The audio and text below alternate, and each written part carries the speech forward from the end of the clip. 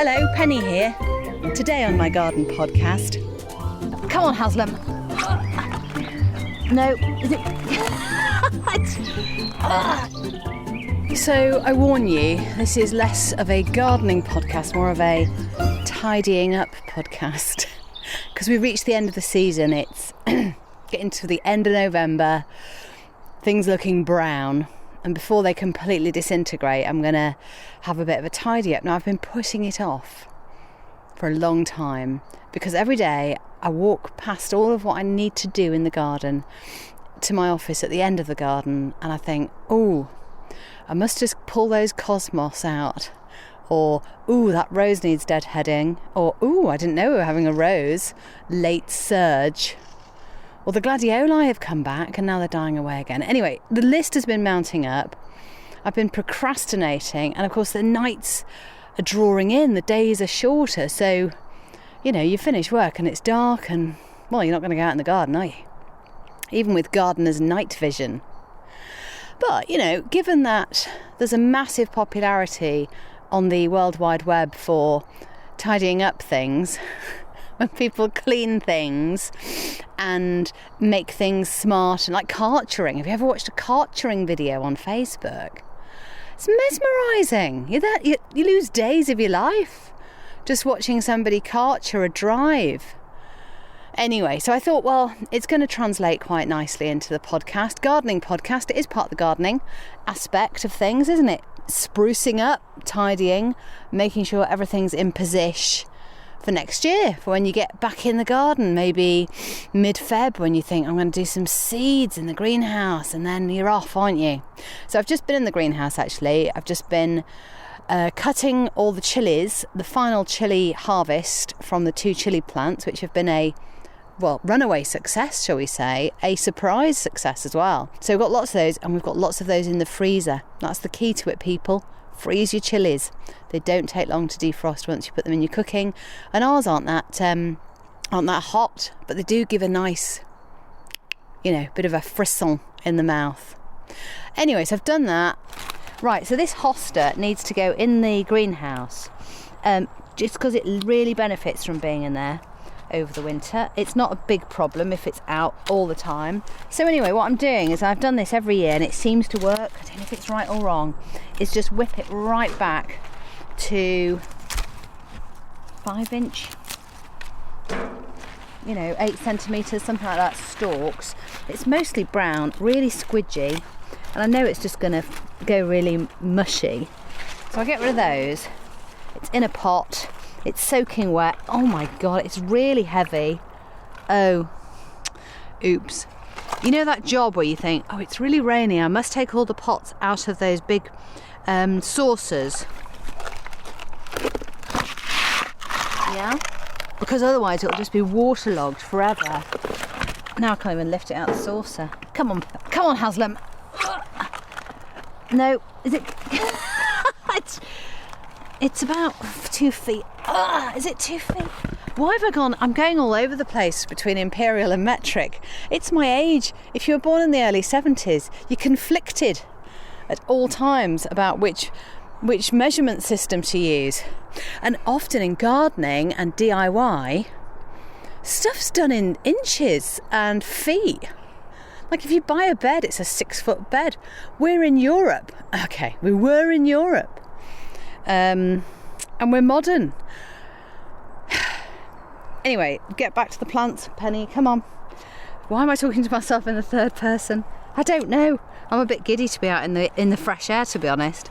It's a lovely day. It's very still, and it's a bit chilly and clear skied. So what I'm going to do is leave that there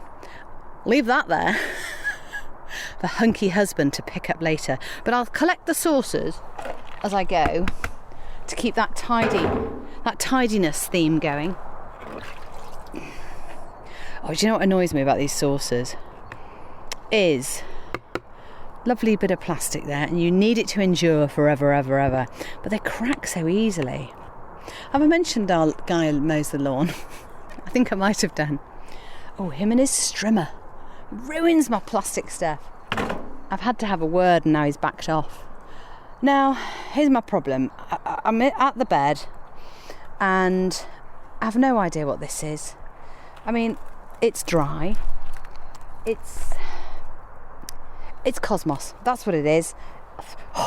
It's like my own mastermind session on University Challenge, isn't it? What is it? Visual round.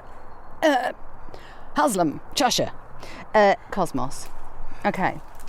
So this is simply, oh yeah, lovely, a nice pull out the ground job. It's totally brittle now. And that's just going to go straight into the compost. I'm going to cut it down quite a bit. Cut it up, I mean. Because the compost, as brilliant as it is, does struggle, doesn't it, with a bit of, harder stuff, twigs and whatnot. So let's give it a fighting chance. And also it settles into the compost bucket bin a bit more, doesn't it? The big bin. That's good. Right, okay, so it's also getting a bit dark, which isn't very helpful. Now the next thing behind it, I do know, is a stay in the ground plant. It has these beautiful candles of purple in a big bush over the summer, and is quite enduring actually. It's not short-lived at all. And it has gone completely brown. I hack that right back to the ground, and then it bounces back the following year up to about, nearly 5 foot. Or is that nearly 2 metres? Or metre 30 some. Anyway. Oh, we're going off the Gregorian calendar, or are we on that now? I don't know. Some sort of old-fashioned, the Julian calendar. Right, I have to get right in there. Oh my God, I'm so clever, I'd forgotten this. What I did last year, when it was fairly sparse and stuff hadn't really bushed up and I could get in there, is I put markers down. Not like pen and marker pen and stick. I put old-fashioned stones down next to the plants that were to stay in the ground. I'm a bloody genius. What's the dog barking at now? That's what I mean about naughtiness. So he's doing a little bit more barking. Come here. And I think what's triggered it is we've taken him for a walk every day, obviously, and there's a brilliant dam near us. It's like a big walk around it, and there's lovely wildlife. He has come thundering out of the bushes pretty much every day all last week with an item of wildlife in his mouth. And the first was a pigeon, a nice fat fluffy pigeon. He looked all pleased with himself that he'd got this bird. He's a Springer Spaniel, it's in his nature. Anyway, you can't negotiate with a terrorist, can you? So anyway, showed him a big stick and he loved it. Managed to get the pigeon away, lead on the dog, happy days. Anyway, he's trying it on a bit more at home, hanging around a bit more in the kitchen, looking up at you, going, please open the cheese box and give me a lump of cheese, Mum. And I do sometimes, because he's absolutely adorable. Okay, so going right into nearly at the base of the plant, and my little markers there, my rocks, little stones, whatever, showing me to cut this back. Oh, really? That salvia, the red and white one, is phenomenally scented at the moment. Really, if you rustle it a bit,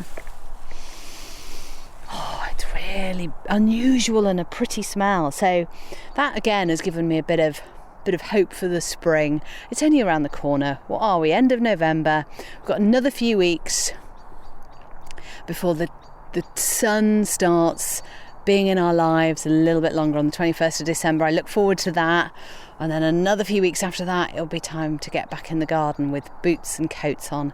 And talking of getting back in the garden next year, I want to know what you think about the Garden Podcast making a return. We haven't done as many episodes this year as usual. We've had a whole load of other stuff going on, which has all been good, but it's meant that the garden's had to take a bit of a back seat. So I wonder, maybe there's something specific you'd like us to do. We've got a blank canvas at the moment. We've got 3 veg boxes ready to be planted into, or is it going to be cut flowers? You decide, or maybe you've had enough of the Garden Podcast and my amazing expertise that's really helped you through with your gardening issues. I don't know, you tell me. So why don't you get in touch and let me know by email, hello@bitfamous.co.uk, and I don't know, put something in the subject line like, "Oi, stop talking about gardening, you know nothing about it." Or, "Love the podcast, Penny. Do keep going." It's up to you. We'll see what we can do. And in the meantime, I'm going to get this stuff into the compost and call it a day.